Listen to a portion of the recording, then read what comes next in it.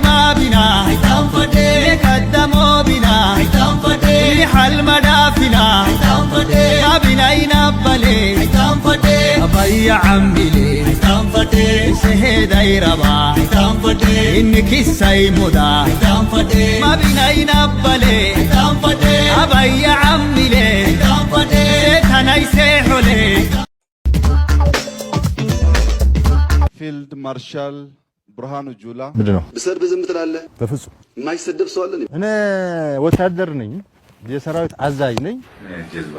ሙላጫ፣ ቆሻሻ፣ አጭበርባሪ፣ ጅል፣ ወሮበላ፣ ሸለፈታም፣ ምላሰኛ፣ የሰፈር ጅል፣ የደም ነጋዴ፣ ብሔርተኛ፣ የወሬ ማርኬት። አንተ ከገጠምክ ደግሞ ቻለው። አንተን የሚያክል ሰው እንዴት ሰው ይገዛል? ሲሆን ይገዛል እንጂ በጣም ስድ አደግ የሆነ ሰው እንኳን እንደዚህ አይደለም። አውጣው የባርነት መንፈሱን። እንደዚህ አይባልም። ፎርጌት ኢት ሰው ሁን አንተ። ኧረ ይብቃ በቃ እንግዲህ ሁሉም ይብቃ።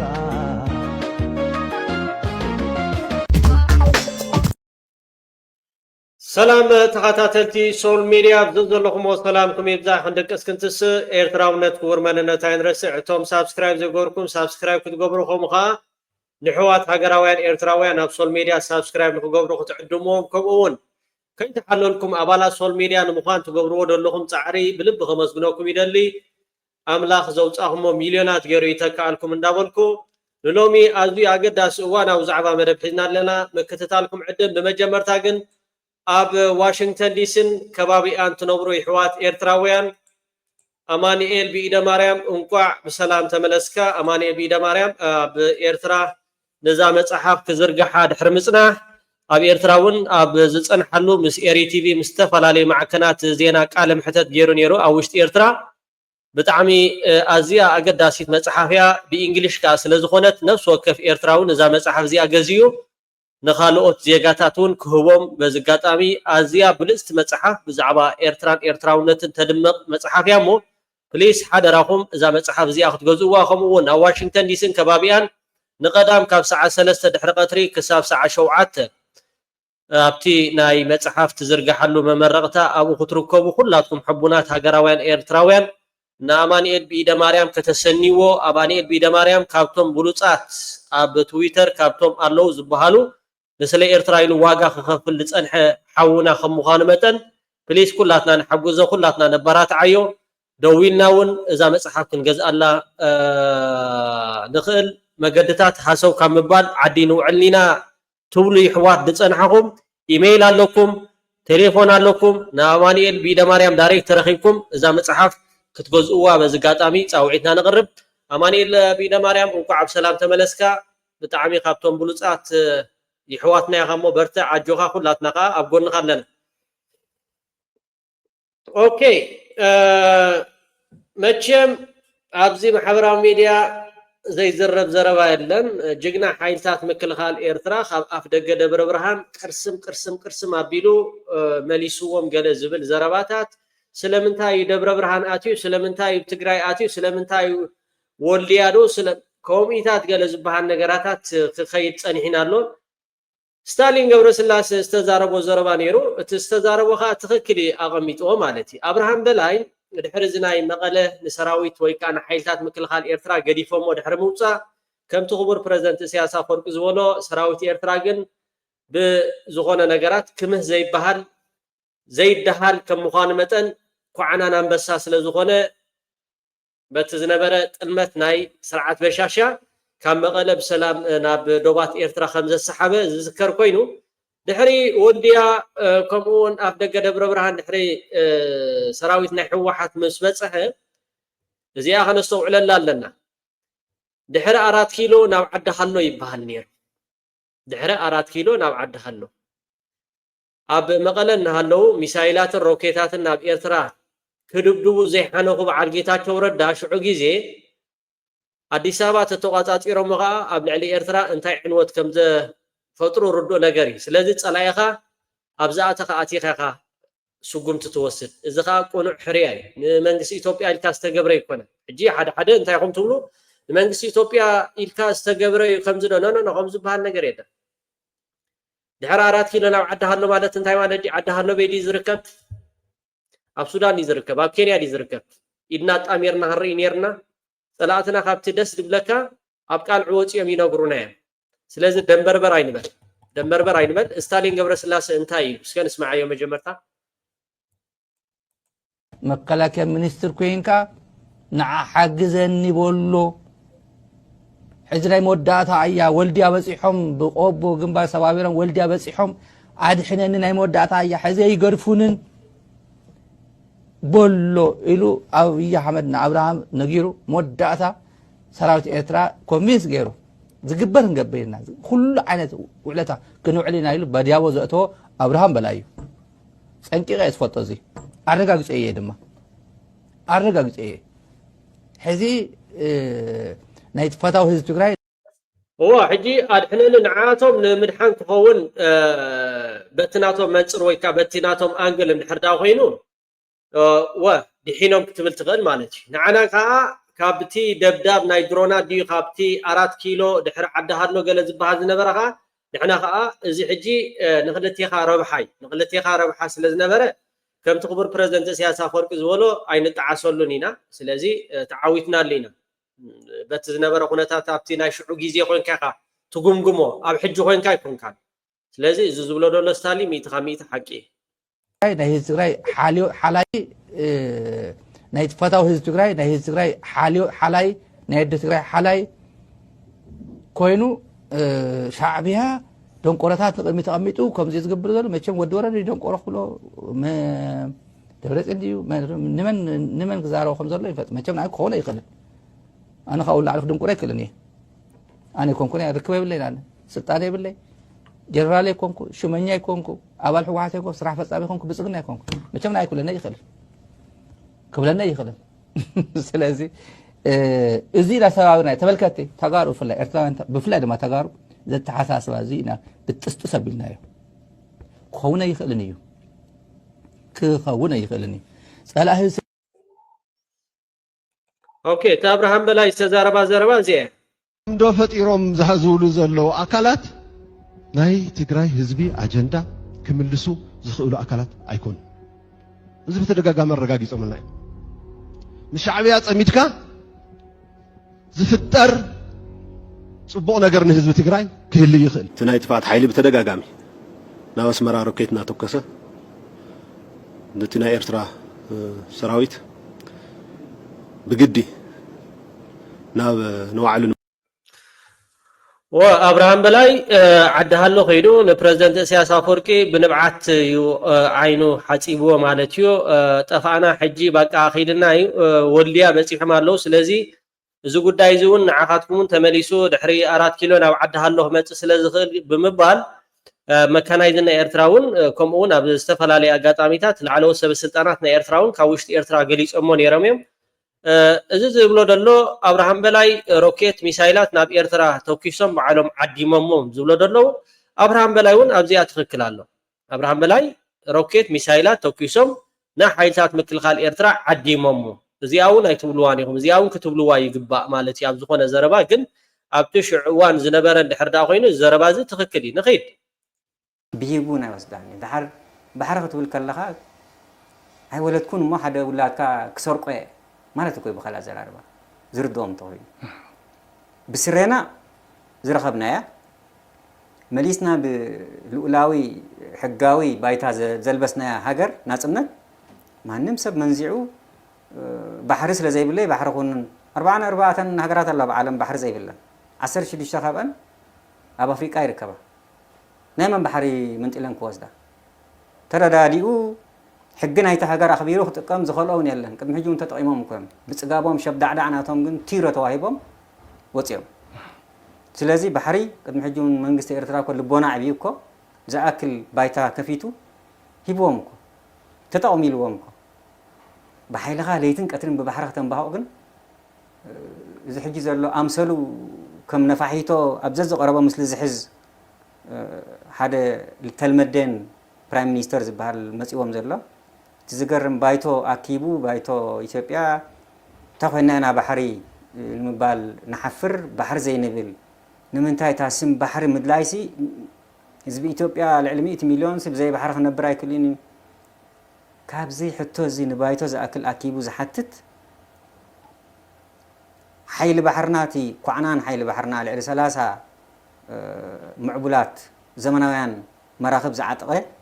أبي كيدو أنت زبل نيرو نتبايتو ممحرر لنيرو كم حتى أبي توحيد تزبل مسوم نجار ونيرو سلاسان حمشتن تمكرز نبرو حيل بحر سلاسان حمشتن عمت تمكرز نبرو كعنان أبصلي ما فيك كاتب هيلو سمة زنبره بحرنا زوحته مالتي سلازي من البعض نتاي مسيلو خو نخل كم زي جون تاخت واحد أي لامس هنف مزبلة تابزي زحلف هو زحجي أب إريتريا نتوركي بتخكلي قميتو على لو سمعوا جون تاخت وحطو مسكربت سلازي من البعض نتاي مسيلو خو نخل كم زي جون تاخت واحد أي لامس هنف مزبلة تابزي زحلف قربا ورارات جروم زخانة ميليتار تقدينه ليبستيك تلاخيو كأديس أبا كوليلو كتيتر له قبلهم كأني سجن بتقادوشكا برين مسرع برين كليبيو خلع الكأني بخوين باقوبيه نتي جونتا واحد أبيلو إلي مسبب له باقوبيه نتي جونتا واحد أبيلو مسألة له واحد زين حبار ربحي انتا يزبها النيرو شو عجيزي نيوتوبيا نمدحاني الناس قبرنا نجار أيكون ميرتران مدحاني أبزي أقول لاتنا ولا أزرار باخ زرب كله إثيوبيا أنت بأتوب أنجل كوينهم كريوه خلو دحينهم يا ساربايب يرمي نبرة يمسحلون نيرم بأنا أنجل كوين كاتري أخذ لخا أنت هاتبل نيرتران مدحاني ساتهم ني إثيوبيا دحينا يرترا دحينا مالتي بتزنا برشعو خناتات الجنتا يمزولون يرم مسيلكم أبزي قطعات فيسبوك أب تويترات نزا ستالين قبر سلاسة استزاربا حيثات مثل هذا إرتراس بعل ولديا بعل قبر برهان نسراويتنا حوحات زمولو صلو مخنيات أبزي ملكوتو أبزي قلدو باك أسويلو خمزدو قلد تزبهان نقراتكم يلا شعبيا منقسي إرترا أبزي ملكوتو خوينات آتي فلدني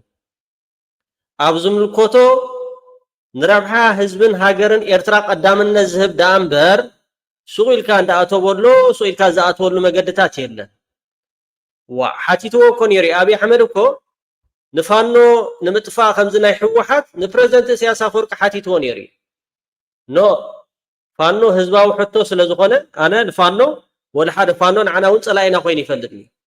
سلازي زناي فانو وشتاو قدايكم سلازخونه نعاقاتكم يملكت ولفنا يمتاو نيرو ود تخون نمنتا يافنا يفانو ديات كنزي لزحتتالو يلن سلازي اتون صلاتنا كل غيزي انتايو نعنا ام ونجال نعنا زيل حبريتا امهاب كومون نحايلتات مكل خال إرترا كومون منجس إرترا نتصاصيلتا مس حزبي باقا وا ابزي ملكوتهم ولديا خمزو قلد اتيدو خمزو حايلتات مكل خال إرترا مكانايزد كما انت خبر اتي قال كوم زبهان ነገር የለ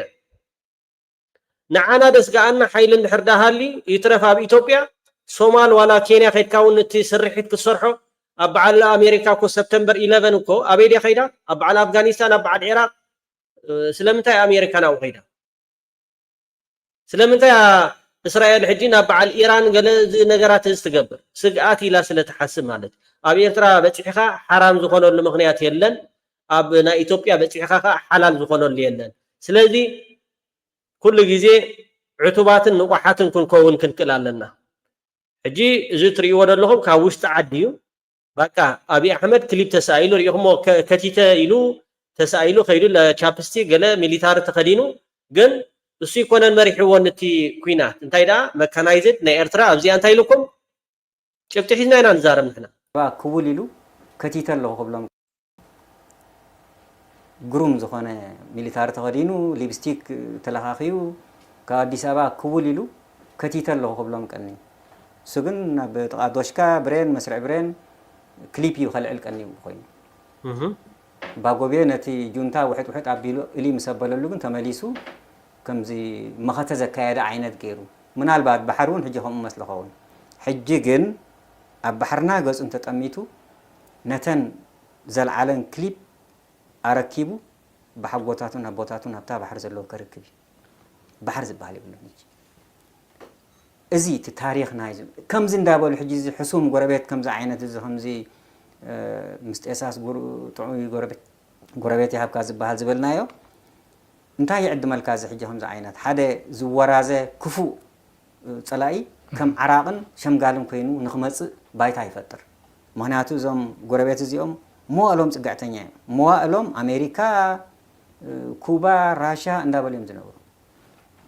بمولهم زم نتقصناهم كا أبصورة إيرترا فتينهم سوفيت حبرت فتينو كوبا فتينو مستن تتصقعهم معليا زي بلا حسينا مسين حيزهم مسو حسينا مسينهم نبسحل أركيبهم كاي من لسنيرم كسار حجة خاصية مخته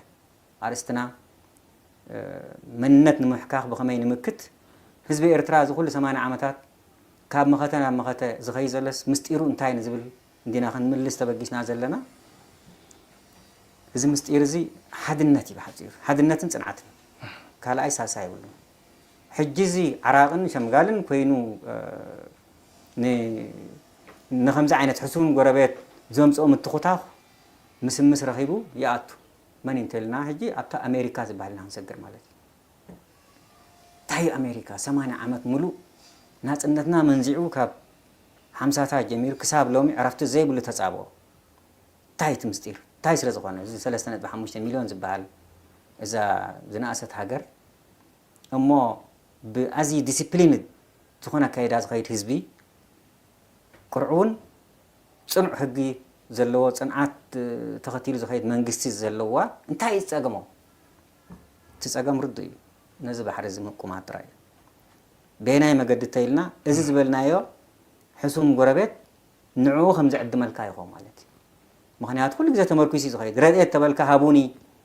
لقحت تبلك هابوني ك4 بليون يودا التي إثيوبيا زبال هاجر أديس أباد راي حدا مبلغ حزب الدناجر كسرح سي 30 بليون كتتف أبع البرونا جن حزب انساني يرقف على بتمين حدا مدناجري اوكي بزعبا عزيز حقوس زينا حجز وصح حبريت الله خمس ايانا خزاربو صنح تغارالاي انتاي خبل صنيحو ኢትዮጵያ ብለቃሕ ማለት ብዛዕባ IMF አውጪዎ ዘሎ ኣብ 6 ወርሒ ዘውፅኦ ካብተን ብለቃሕ ሒሉ ዘይልቃሕ ሃገራት IMF ኢሉ ሽመን ጠቂሶ እንደሎ ከስዕበልኩም ክሳብ መጨረሻ ክትከታተሉ እንዳዓደምኩ ስለምንታይ እዩ ኣትዩ እንዳበልኩም ትጭነቁ ስለምንታይ ከምዝ ነይሩ ሽዑ ካንብለኩም ንሕና ድሕሪ 4 ኪሎ ንዓዳሎ ባህላሎ ድሕሪ 4 ኪሎ ንዓዳሎ ባህላሎ ድሕሪ 4 ኪሎ ውፅእ ህዝብና ከዳሎ ድሕሪ 4 ኪሎ ንዓዳሎ ባህላሎ ኦኬ ተዓዳሃሎ ሕጂ በይ ተዓዳሃሎ ኣብ ኤርትራ ይዝርከብ ኣብ ኬንያ ኣብ ጅቡቲ ኣብ ሶማል ኣይኮነን ስለዚ ኣብ ዛኣተኻ ኣቲኻ ኣዲስ ኣበባ ምስ ተቆፃፀርኩስ ናባኻ ክመፅእ ዝብለካ ፀላይ ኣቀዲምካ ከዓ ትቁርስሞ ማለት እዩ ሕጂ ኪሮስ ከንታይ ዝብለሎ ሕጂ በቃ መቐለ ድሕሪኡ ከዓ ኣስመራ ማለት እዩ ሕጂ ከዓ ኪሮስ ከዓ በንፃሩ ናብ መቐለ ድሓርካ ናብ ኣስመራ ማለት እዩ ሕጂ ከዓ ኣብ ዛኣተኻ ኣቲኻ ከዓ ንከም በዓል እዚኣቶም ከዓ ትቁርስሞም ከከም መድረኹ ማለት እዩ ኣብቲ ግዜቲ ስለምንታይ ኣትዩ ስለምንታይ ከምዝ ገይሩ እንዲኹም ትብሉ ዘለኹም እዚኣ እኽልቲ መልሲ ኮይና ረኺብያ ኣለኹ ስለምንታይ ንዓኻትኩም 0 ተደምሮ 0 ጌርና ኢና ነረዳእኩም ማለት እዩ በቶም 0 ናትኩም ሰራሕተኛታት እዚ ትሪእዎ ኣለኹም ዓዳሃሎ ኣዲስ ኣበባ ምስ ኣተኹ ነቲ ኩሉ ድሮናትን ነቲ ኩሉ ኣፅዋራትን ሒዘን ኣብ ዓዳሃሎ ክመፅእ ኢልካ ከይመፅእ ከሎ ከዓ ተኣልዮ ጋቢቶ ተረዳዲና ዶ ከምዚ አይነራታ ጉዳይ ንብለኩም ማለት እዩ በዓሉ ወጪ ካሪኹም ወይ ማለት እዩ በኤርትራ መካከል ላለው ችግር ዋነኛው ችግሩ የኛ መንግስት ነው በመጀመሪያ ደረጃ በጦርነቱ እንደተጀመረ ከቲፒኤልኤፍ ጋራ የኤርትራ መንግስት ከኢትዮጵያን ባይደግፍ ኖሮ ለራሳቸው ኢንትረስት አላቸው Thank you ዶክተር ይናስ ትክክል የራሳቸው ኢንተረስት አላቸው ላሉ ማለት ቸው እንዲያደላታ ጉዳይ ኤርትራ ናታ ረብሐ ኣለዋ ኢንተረስት ኣለዋ أبي أب سلطان نخلو ساربايف نا إرترا قد قليل تراي نبرن ግን እዚያን ሐዛ نحنا ዝገበርናይን ኢትዮጵያ ኢልና ይኮንና ጌርናዮ ሓደ ለኩም ሰባቱን ናብ ትግራይ ዝኣተና ንፌደራል ኢልና ይኮናን አቲና ከምታ አብርሃም በላይ ዝበሎ ሮኬት ሚሳይል ተተኩስና ከምኡን መሬትና ተታሒዙ ነይሩ ውዕል አልጀርስ ሕግረ ጊጾም ኣብ መሬትና በጪሎም ነይሮም ሰራዊት ኤርትራ ተዓዲሚ ኣትዩ ኖ ከምኡ ዝበሃል የለን ንሕና ንኹይናት ተዓዲምና ይንኸይድኒና نحنا تعدمنا خوينا تاين قينينا ابز ملكتنا انا ناتو كومون يردت تقون فانون غطف بريزيدنت سياسة فورقي تحاتيتو ابي احمد حاتيتو وي نو حزباو حتو سلازلون فانو ابزو اشتاو قدايناتكم اي ملكتنا ني تباهيليو اللهم دو تاي دبيدوس كلاميتوس ازبليوس بغلغلغل زي سويلكا تصح مسبلكا بيخ بتصح ኮሚታት የለን ኦኬ ዶክተር የናስ ይልኩም ናቶም ኢንተረስት ነሮም መንግስት ኤርትራ ማለት ሲልኩም ከምዝናትኩም ጻዕዳ ሽጉርቲ حساب امنነት ትሕቡ حساب ኣብ ሃይማኖት ትሕቡ حساب ኣብ ብሄር ትሕቡ حساب አወራጃ ትሕቡ መርገጽ ዘይብልኩም ሻዕቢያኩም ይኮናል ግፍኖሮ ለራሳቸው ኢንተረስት አላቸው ቴንክ ዩ yes ኢትዮጵያ መንግስት የደገፉበት ቲፒኤልኤፍ ማጥፋት ይፈልጉ ነበር yes ሱምንም እንትን የሚል አይደለም ቴንክ ዩ ሆኖም ግን የኤርትራ መንግስት ባይደግፍ ኖሮ ጥሩነት ውስጥ ባይገባ ኖሮ ዛሬ አብይ የሚባል መሪ አይኖርንም ነበር that's very clear ከዛ በኋላ አብይ ያደረገው ነገር ምንድነው ቲፒኤልኤፍን ካዳከመ ኦኬ بدحريو باقا TPLF ابي መሰዳኸመ እንትን ካለ በኋላ the first thing ያደረገው ምንድነው አሜሪካኖቹ ጋር ሄዶ ይሄ ኤርትራን እናንተን እንደማይወዱት ግልጽ ነው እኔ መሳሪያ ከሰጣችሁኝ ከስልጣን እንዲወርድ አደርጋለሁኝ ብሎ ወደ አሜሪካኖቹ ጋር ሄደ እንግዲህ የካሃዲነቱ ሪሊ ምን አይነት ሰው እንደሆነ የሚገልጽልህ ነው አሜሪካኖቹም እኛ ለዛ ሪጅን ስታቢሊቲ ነው የምንፈልገው ጦርነት አንፈልግም እዛ ቦታ ላይ አርፈ ተቀመጥ ብለው ነው መንግስት ግልጽ አቋም ያካሄደ የኔን ባህር የኔን መሬት ረግጦ ማንም ሰው በኢትዮጵያ ህዝብ ላይ ጥቃት መፈጸም አይችልም የሚል ግልጽ አቋም ነበር የኤርትራ መንግስት ከየትኛውም ጎረቤት በተለየ መንገድ የኤርትራ መንግስት የኔ ድንበር የኔ መሬት የኔ ዜጋ የኔ ሀገር ኢትዮጵያን ለማጥፋት ጥቅም ላይ አይውልም የሚል ጽኑ አቋም ይዟል ከትርፍ በላይ ትርፍ ነው ይሄ ትናንትና በነበረው ግንኙነት ቢሆን ኖሮ ከኤርትራ ጋር ህዳሴ ግድብ ሊሆን ይችላል አላቀም ስላላጋጠመ ችግሩ ካላጋጠመ እንትኑን ድሉን ታራክሳለ ችግሩ ሲያጋጥም ደግሞ ችግሩ ይጎላና ከኤርትራ ጋር አንዱ እሱ ነው ሁለተኛ ቀላል በሆነ መንገድ የአውሮፕላን ኤክስቼንጅ በረራዎች ይካሄዳሉ ሰዎች ይሄዳሉ ይመጣሉ የስልክ ኤክስቼንጆች አሉ ዲፕሎማሲ ላይ በጣም ብዙ ትብብሮች አሉ የኤርትራ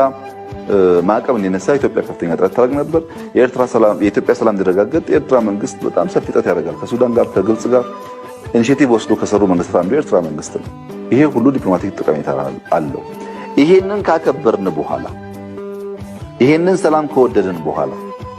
ተጨማሪ ነገር መኖር አለበት ኢኮኖሚ ተሳሰር አለበት ወደም መፈጠር አለበት ናሚም ነገር ምኞት ጥሩ ነው ግን እኔ የምፈልገው ካልተሳካ የተሳካ ሁሉ ዜሮ ነው ማለት ደግሞ ትክክል አይደለም ለምሳሌ ወደብ በሚመለከት እንግዲህ 20 ምናምን ዓመት የተቋረጠ ግንኙነት ወደብ ማለት መንገድ ይፈልጋል መንገድ መጠገን አለበት መንገድ ሳይጠገን አይሆንም እንደ አውሮፕላን አይደለም ነገር ይዩ ክሬን ይፈልጋል ጄኔሬተር ይፈልጋል ብዙ ሪሶርስ ይፈልጋል እሱን አሟልተን ስንጨርስ ወደ ወደብ ስራ መግባት ወደ ቢዝነስ ትሬድ መግባት ሪሌክሲ መግባት ያስፈልጋል የኢኮኖሚክ ኢንቴግሬሽኑ በጣም ኢምፖርታንት ነው እሱ ካልተሳካ ሌላ ሁሉ ዜሮ ግን ሰላም ስላለ ነው እሱ የምናስበው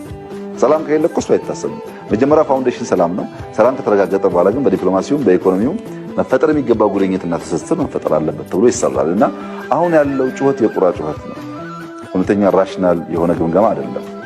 ይሄ የኢትዮጵያንና የኤርትራን ህዝቦች ወዳጅነት መናቅ ነው በነገራችን ላይ በኢትዮጵያና በኤርትራ ጦርነት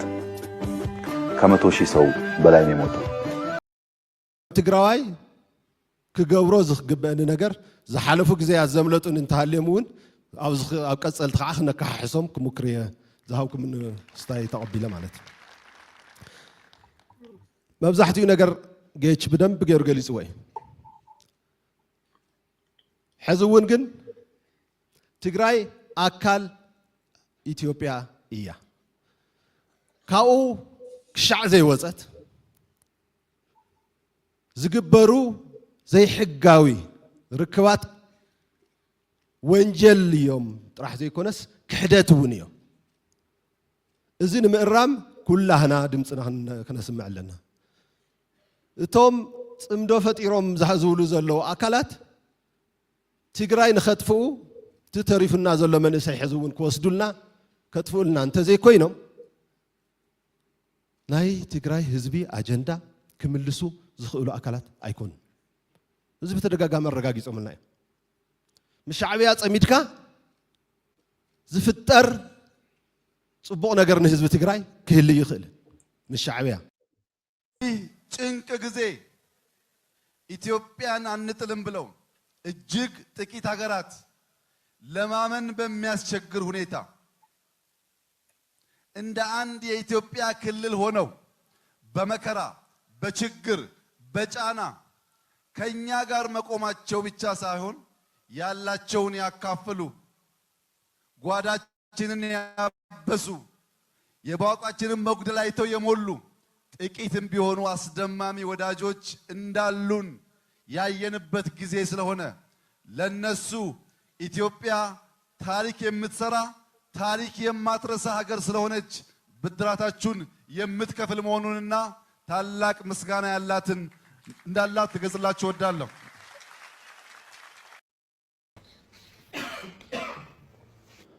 ኣብ ኣስመራ ናይ ክልተ መዓልቲ ናይ ስራሕ ጉዕዞ ክቡር ጠቅላይ ሚኒስትር ዝመርሕዎ ቡድን ውፅኢታዊ ዝኾነ ምይይጥ ገይሩ ተመሊሱ ኣሎ። ተዋና ዓላማ ናይቲ ጉዕዞ ብመሰረቱ ሓቢርና ክልቲኦም ሃገራት ሓቢሮም ክሰርሕዎም ዝግብኦም ናይ ሰላም ናይ ልምዓት ስራሕቲ እንታይ ክኾን ኣለዎም ኣበይ ድሂብና ሓቢርና ክንሰርሕ ንኽእል በተለይ ከዓ ናይ መሰረተ ልምዓት ምትእስሳራት ናይ መንገዲ ናይ መብራህቲ ናይ ቴሌኮም ስራሕቲ ናይ ግድባት ስራሕቲ ኢሪጌሽን ሓዊስካ ሓቢርና ክንለምዐሎም ክንሰርሐሎም ንኽእል ኤርያታት ፈሊና ኣለና። ኣብዚ እውን ከመይ ክንሰርሕ ከም ዘለና ተስማሚዕና ኣለና። ካብዚ ብተወሳኺ በተለይ እቲ ናይ ጥፋት ሓይሊ ናይ ቲፒኤልኤፍ ናይ ጥፋት ሓይሊ ኣብ መከላከያ ሰራዊትና ክሕደት ምስ ፈጸመ ንዕኡ ተኸቲሉ ኣብ ዝተኻየደ ናይ ሕጊ ምኽባር ኦፐሬሽን እቲ ናይ ጥፋት ሓይሊ ብተደጋጋሚ ናብ ኣስመራ ሮኬት እናተኮሰ ነቲ ናይ ኤርትራ ሰራዊት ብግዲ ናብ ንባዕሉ ንምክልኻል ክብል ናብ ትግራይ ቦርደር ሓሊፉ ኣትዩ እዩ። ስለዚ ሕዚ ብዋናነት ተገዲዱ ዝኣተወ እንኳ እንተኾነ እቲ ናይ ቦርደር ሓሊፍዎ ዘለዎ ከባቢታት ሙሉእ ብሙሉእ ብፌደራል መከላከያ ሰራዊት ክትሓዝ ንሱ እውን እቲ ናይ ኤርትራ ሰራዊት ከዓ ናብቲ ዝነበሮ ቦርደር ክምለስ ተስማሚዕና ኣለና። እዚ ስምምዕ እዚ ውፅኢታዊ ክኸውን እዚ ስምምዕ እዚ ዘላቒ ሰላም ኣብ ትግራይ ናብ ሃገርና ክረጋግፅ ዝኽእል ብመሰረቱ ህዝቢ ትግራይ ኣብ ጎኒ ናይ መከላከያ ሰራዊት ኮይኑ ሓቢሩ ንሰላሙ ተተቃሊሱ ሓቢሩ ተሰሪሑ ጥራሕ እዩ ዝኸውን ተመሊሱ ከይባላሸ እዚ ንገብሮ ዘለና ስምምዕ ውፅኢታዊ ክኸውን ኣብ ጎኒ መከላከያ ሰራዊትን ኣብ ጎኒ ፌደራል መንግስትን ኮይኑ ንኽሰርሕ በዚ ኣጋጣሚ ፃውዒተይ የቕርብ። ብተወሳኺ ህዝቢ ንህዝቢ ግንኙነት ኣብ መንጎ ክልቲኦም ዘለዉ ህዝብታት ኣሕዋት ህዝብታት ክህሊ ዝግብኦ ርክብ ኣቂድና ክንሰርሕ ከም ዘለና ተመኻኺርና ክንሰርሕ ከም ዘለና ክነጀምሮ ከም ዘለና እውን ተረዳዲእና ኣለና። ኣብዚ እውን ኣብ ጎንና ኮይኑ ህዝቢ ንህዝቢ ርክብ ሰላማዊ ዘተ ሰላማዊ ናይ ንግዲ ልውውጥ ክጅመር ክንገብር ተስማሚዕና ኣለና እሞ ኣብ ጎንና ኮይኑ ናብ ስራሕ ንኽኣቲ በዚ ኣጋጣሚ ፃውዒተይ ብድጋሚ ከቕርብ ይደሊ ይቐኒየለይ። هو كل سنة دي سلازي بعلو أبراهام بلاي زبولو سراوتي إرترا تعديمي كونن آتيو قبو نخقبري آتي دان ترادا دينا نو حجي حفل كفبل أنكوالد نحنا زملكتنا قدايا كونن أب زملكتنا ينا نأتو أب زملكتنا ينا أتونينا እዞም ሕጂ ኸሚልኩም ትጽሕፉ ንኢትዮጵያ ንምድሓንዶ ገለዶ ገለ ኸሚታት ዝበሃል ነገር የለን ንኢትዮጵያ ኢልና መስዋዕት ዝኸፈልናዮ ነገር የለን አያታትናን አቦታትናን 4 ኪሎ ከኣት ከለው ንስለ ኤርትራ ኢሎም ዋጋ ዝኸፈልዎ ዳ እምበር ንስለ ኢትዮጵያ ንስለ ትግራይ ንስለ ምሓራ ንስለ ኦሮሞ ገለ ዝበሃል ነገር እዚ ኣተሓሳስባኹም ኣምዳ ዋሓፍ ደርቢዎ ዋሓፍ ዝኾነ ተሓሳስባ ዘይተረዳእካ ምሕታት ጽቡቕ እዩ ንዓኻ ተመሊሱ ዝሃርመካ ነገራት ግን ሱኢልካ ንኢትዮጵያ ኣድሒንያ ንኢትዮጵያ ንሕና ኢልና ኣድሒንያ ይንፈልጥ ዲና ከነድሕና እውን ኣይንደልን እዚ ይመስል ካልእ ኣነ ትገርመና ሓንቲ ነገር ኣላ ናይ ኤርትራ ፅቡቅ ክወፁ ከሎ ኣይትዝርግሕዎን እዮም ተፀቤኖ ማለት ይርኢ ማለት እዚ ክልተ መዓልትስ ወፂ ደስ ዘብል ዜና እዩ ካብዚ ዝዓቢ ከማን ዜና የለን ከምኡ ኢኻ እቲ ኣርእስቱ ዝገብሮ ማለት እዩ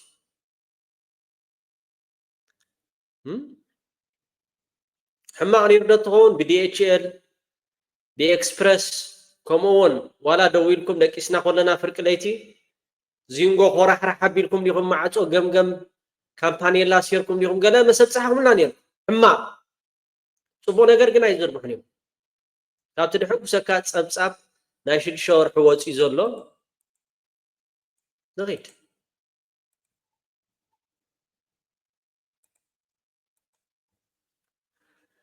ካብ አፍሪካ 3 ሃገራት ኤርትራ ዘላተን ማለቴን ካብ አይኤምኤፍ ለቃሕ ዘይብለን ሃገራት ኢሉ ናይ 6 ወርሒ ፀብፃብ ወፂኡ ዘሎ እዘን ብቀጠልያ ዘሎን ማለት እዩ እቶም ከተንብቡ ዘይትኽእሉ ዋላ ብሕብሩን ገይረሙልኩም ኣለው ትሪኦም ኣለኹም ሊብያ ለቃሕ ካብ አይኤምኤፍ የብላን ኤርትራ ቦትስዋና ዌስተርን ሰሃራ በዓል ሞሮኮ ማለት እዩ ራይዎም እዘን 4 ሃገራት አይኤምኤፍ ለቃሕ ዘይብለን ኢሉ ፀብፃብ ካብ ኣውፂዎን ዘሎ ናይ 6 ወርሒ ንኺድ ብፅሑፍ እንድሕር ዳደሊኹም ከዓ ብፅሑፍ እንድሕር ዳደሊኹም እቶም ተንብቡ ማለት እዩ እቶም ተንብቡ ከዓ ኣብዚ ንሃለኩም ዋላ በቀጠልያ ገይረልኩም ኣለኹ ብሰማያዊ ባ ምስናይ ቅሬታ 3 ኤርትራ ሊብያ ቦትስዋና ሊብያ ኤርትራ ለቃሕ ዘይብለን ተለቃሕ ዘለዎም ከዓ ኣብዚ ንሃለኩም ከከም ናተን ፐርሰንቴጅ ማለት እዩ 40% ንኣብነት ኢጅፕቲ ዝበዝሐ ኢጅፕቲ ኮርዲቫር ጋና ኬንያ አንጎላ ሕጂ ክትሕኪና ከለኹም ላዕሊ ጌርኩም እዮም ትሕኪና ማለት ይጠቕመካኒ ኣይጠቕመካኒ ማለት ኣይኮነን ግን ንዓና በቲ ሓደ ወገን ከዓ ነፍስና ከም ክንኽእል ጌርና ነፍስና ከም ንኽእል ከም ንሕይል ከምኡውን ብዝኾነ ናትካ ፖለቲካ ክትእወይ ክእልኒ ዝኾነ ክትእዘካ ይትኽእልኒኻ ኣብዚ ዓንኬል እንድሕር ዳ ናይ ልቃሕ ኣቲትካ ግን እቲ ፖለቲካ ናትካ እውን ባዕልኻ ክትኩንኖ ይትኽእልኒኻ ስለ ዘለቃሕኻ ከም ዝግበር ከምዚ ኣይትግበር እንዳበላ ከዓ እተን ሃገራት ይእዝዛኻ እተን ከም በዓል አይኤምኤፍ ዝውንኖ ከዓ ኣሜሪካ እዩ ስለዚ ብጣዕሚ ፅቡቕ ኣብ ሓደ ኣጋጣሚ ከዓ ኣይተደሳለውን እንታይ ይብላ ኣሎ ብዛዕባ ልቃሕኻ ስምዕዎ ደሱ sanctions that the U.S. government has imposed on the Eritrean parastatals that are funding this conflict. We're not in a position to. We often sanction people who can't, and entities that can't be sanctioned. Eritrea has little relationship with us. We don't give them much aid. So then we announce we're taking away the minuscule or non-existent aid, and we say we've done something. It's reminiscent of the sanctions we. ኤርትራ እንግዲህ ከአሜሪካ ጋር በጣም የተለየ ግንኙነት የላትም የምንሰጠው ነገር የለም ምንም የምንሰጠው ነገር በሌለበት ምንም የምናበድረው ብድር በሌለበት ከኛ የሚቀበሉት ነገር በሌለበት ያለ አሜሪካውያን እርዳታና ብድር በልቶ ማደር ይቻላል ለዚህ ፕሬዝዳንት ኢሳያስ ትልቅ ሪኮግኒሽን ሊሰጣቸው የሚገባቸው ፕሬዝዳንት ናቸው። ያልተንበረከኩ ፕሬዝዳንት ናቸው። ያለ መንበረከክን ወደሳለ መቸም ኩሉ ጊዜ ተሐቂ ተቀቢሩ ይተርፍኒ ዝተዛረቦ ኤርትራ ካብተን ሓገዛት ዘይግበረላ ካብ ዓለም ከምኡውን ብዝኾነ ነገራት ሳንክሽን ኤርትራ ነብሳ ዝኻአለት ሃገር ከም ምዃና መጠን ከዓ ክትምስገን ግባእ ፕሬዝደንት ኢሳያስ አፈወርቂ ከዓ ልዑል አበርክቶ ዝገበረ እንዳበለ እናመስከረ ከሎ እዩ ናቸው። ያልተንበረከኩ ፕሬዝዳንት ናቸው። አዎ ያለ መንበረከክን በአፍሪካ ምድር በግንባር ቀደምትነት በዘመናዊ አፍሪካ በዚህኛው ትውልድ ፊት ያሳዩ የመጀመሪያ ናቸው። ዶክተር አብይ የተከተለን ያለው ንገሩኝ ሌላ የአፍሪካ መሪ ሳንክሽን የማያንበረክከው አልፈልግም፣ እርዳታ ብድር አልፈልግም፣ ቅንጦት አልፈልግም። Like all the other countries is suffering from this, and yet you are reluctant to let aid workers into your country. What is the justification for that? When we have enough food, why do we need someone to feed us? Because 2/3 of your population are starving. Why do people want to spoon feed us when we have enough food? But then how come 2/3 of the population are not getting that food? I mean, then again, how can you possibly imagine and say, I am hungry when I'm not hungry? Why do you want to believe that? Why do you want to believe people are hungry and people are in need of your support? Why do you want to believe that? That's a very, very sad state of mind for people who think that they can come and feed people when they're not even in need of feeding. Go and feed the people of the victims of Katrina. Go and feed the people in Haiti if you really want to. So there's no food or aid problem. We don't need any food. We can feed ourselves. And I'm bothered. ያሳዩ የመጀመሪያ ናቸው። ዶክተር አብይ የተከተለን ያለው ንገሩኝ ሌላ የአፍሪካ መሪ ሳንክሽን የማያንበረክከው አልፈልግም፣ እርዳታ ብድር አልፈልግም፣ ቅንጦት አልፈልግም፣ ልጆቼ እንደማንም ልጅ ይማራሉ። ከዚህ በላይ ትልቅ ሽልማት የለም። ስለዚህ ትልቁን የአንበሳውን ድርሻ የሚወስዱት ፕሬዝዳንት ኢሳያስ አፈወርቂ ናቸው። ኦኬ ክቡራት ተኸታተልቲ ሶል ሚድያ ደጋጊመ ኣብዞ ዘለኹም ሰላምኩም ይብዛሕ። ብጣዕሚ ኣዝዩ ደስ ደብል ዜና እዩ። ናብ ኩሉ ንኽባፅሕካ ሸር በልዎ። እቶም ሳብስክራይብ ዘይገበርኩም ከዓ ሳብስክራይብ ክትገብሩ በዚ ጋጣሚ እንዳተላበኹ ደጊመ ከዓ ሕጂ ናይ ኣማኒኤል ቢደ ማርያም ቀዳም 14 ጁን ካብ ሰዓት 3 ድሕሪ ቀትሪ ክሳብ ሰዓት 7 በዚ ተጠቂሱ ዘሎ ኣድራሻ ኣብ ስክሪን ቁጥሪ ቴሌፎን ኣለኩም፣ ኢሜይል ኣለኩም። እዚኣ መፅሓፍ ክዝርጋሕ ስለ ዝኾነት ሓደራኹም ኩላትኩም ኤርትራውያን ኣብ ዋሽንግተን ዲሲን ከባቢኣን እትነብሩ ይሕዋት ዝዓበኹም ዝነኣስኩም ኣብኡ ብምኻድ ቡሶል ሜድያ እስከ ኣኽርዑኒ እንዳ መስተ ከማን ትኸይድ እንዳ ዕብዳን ከማን ትኸይድ እዚ ግዳይ ሓውና መፅሓፍ ፅሒፉ እዚ መፅሓፍ ከዓ እዚ ብእንግሊሽ እዩ ደቅና እውን ከንብብዎ ስለ ዘለዎም ነቲ ፀሓፋይ ከዓ ንኸነባራትዖ ብዙሓት መፅሓፍቲ መታን ብድሕሪ ሕጂ ከዓ ክፅሕፈልና ኣብኡ ከይድኩም ኣባራትዕዎ ሓደራኹም ስኢልካ ከማና ብካልእ ነገራት ይኽየድ እሞ ንከም በዓል እዚኣቶም ክፅሕፉ ዝኽእሉ ከምኡውን ኣብ ቃልሲ ብሕልፊ ኣብዚ ማሕበራዊ ሚድያ ከዓ ካብቶም ኣለውና ንሕበነሎም ኣማኒኤል ቢደ ማርያም ሓውና ከዓ ኣምላኽ ዕድመን ጥዕናን ይሃበካ እንኳዕ ብሰላም ተመለስካ። ኣብ ኤሪ ቲቪ ቃለ ምሕተት ኣካይዱ ነይሩ። ከምኡውን ኣብ ዝተፈላለዩ ኣብ ኤርትራ ብምኻድ እውን እዚ መፅሓፍ ዘርጊሕዎ እዩ። ብዙሓት ኤርትራውያን ኣብ ውሽጢ ሃገር እውን በዛ መፅሓፍ እዚኣ ዕጉባትን ሕጉሳትን እዮም ዘለዉ። ስለዚ ሓደራኹም ፕሊስ ኩላትኩም ከይድኩም ኣባራትዕዎ። ኣነ ከዓ ክሳብ እታ ዕለት እቲኣ ተኣክል ካብ ዝዓቢ ውራይ የለን እሞ ዝተኻኣለት ንመጠን ከምዚኣ ገይረ ነቶም ዘይሰምዓኹም ንኽትሰምዑ ከምኡውን ነቶም ዘይፈለጡ ንኽፈልጡ ከዓ